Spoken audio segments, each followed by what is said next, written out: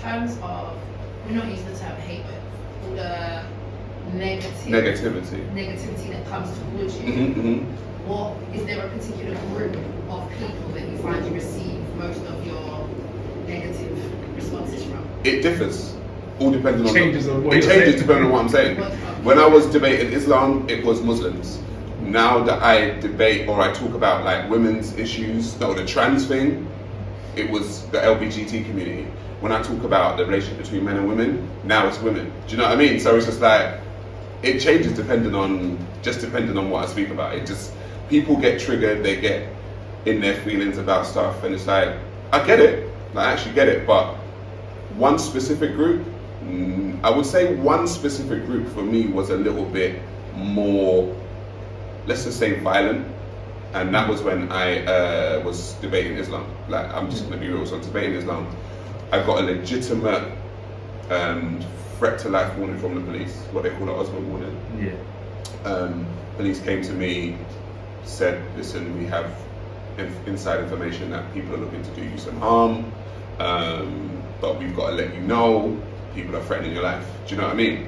And so I was just like, whoa, that's deep. Like, just because I debate and I do all that kind of stuff. So yeah, I would say one group, that group in particular, pushed it just a little bit further than anyone else. Do you know what I mean? How do you deal with that? How do you deal with something like that when you realize?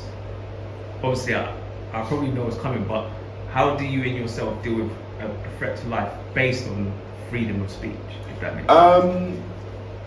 How I dealt with it was, I just changed certain movements. I just didn't announce, because I was debating at Speaker's Corner. Yeah. I just didn't announce when I was going to be there. Do you know what I mean? I still went there. I rolled with more people than I would have rolled with before. Do you know what I mean? Like, it was just, it was that kind of thing, because it's a thing of, I don't take too kindly to people threatening me. Do you know what I mean? Like, at the end of the day, I'm still a man. I don't threaten anyone. If I have a debate with you, it's cool. But if you threaten me, I'm going to take that legitimately, and I will defend myself. Do you know what I mean? I'll respond to it. So, yeah, I mean, that's the way I dealt with it. I just dealt with it by just changing certain things, but I wasn't going to be scared away from talking about the argument. Do you know what I mean? And I think a lot of the time when people try to do that, it's because they want to stop you from speaking.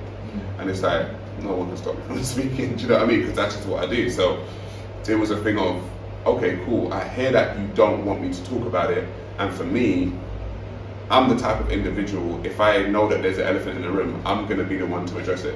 That's just, and a lot of people don't like it, because I'll just be like, do you guys see? And everyone's like, shh. I'm like, no, but do you see? That's normally, it's all under the surface. We're like these surface creatures now, where everything we're operating, but we're not operating on the surface, we're operating on the depth, but we're showing the surface, and we only want to speak on the surface. Yeah. It's like, is that how we want to function? Well, that's the thing for me that annoys me, because I'm like, everyone knows, but no one's saying. All right, do I have to be the one to say it? All right, cool, I'll say it then. And everyone's like, oh no, you can't say that. It's like, yeah, but you all know and think the same thing, but you're just too scared to say it. And so, for me, that's what I've come to realize, is that a lot of the time the reason why people follow me on the social media or whatever is because a lot of the time I say the things that people want to say and they don't, or they can't, or they're scared to, and I'm just like, fuck it, I'll go in. I don't mind. But it is annoying because obviously a lot of people got energy online as well, so that's the added story.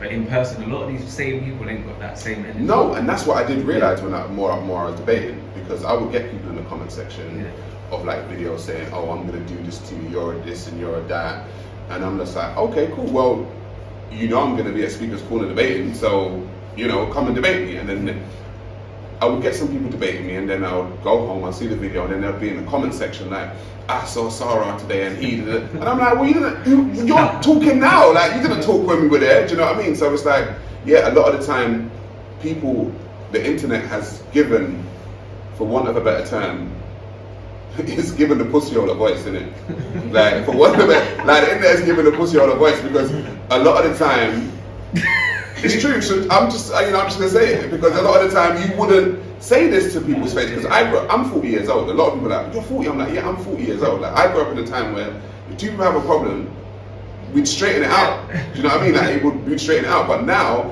everyone's just a gangster on the internet. Do you know what I mean? Like, so yeah, I don't come from that generation of just say shit and then say, ha ha ha, I'm trolling. It's like, I don't know what I didn't come from a place where, what trolling got you slapped in your face? Do you know what I mean? When I was growing up, do you know what I mean? Like, you can't just troll someone. Like, you got slapped in the face for trolling someone. So, yeah, it's an interesting. From your perspective.